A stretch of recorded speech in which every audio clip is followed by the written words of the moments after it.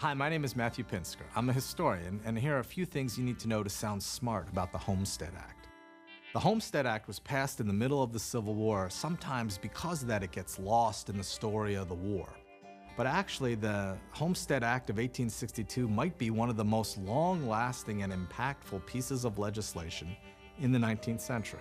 It actually began well before the Civil War. There were promoters, advocates who were talking about using government lands to promote settlement, but the sectional crisis of the 1840s and 50s bottled up that legislation. There was a battle over constitutional principles. It was tied up in the issues regarding slavery. It died.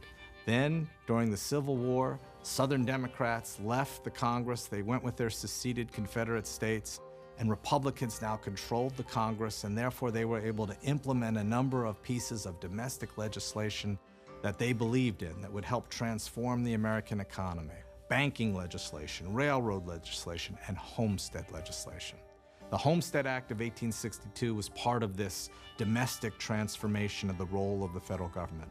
What this Homestead Act was going to do was going to provide up to 160 acres of free land to Western settlers who would reside on it, improve it, and farm it in a way that would lead to greater agricultural prosperity for the country at large. It started to attract the initial settlers in 1863, but it didn't really take off until after the Civil War.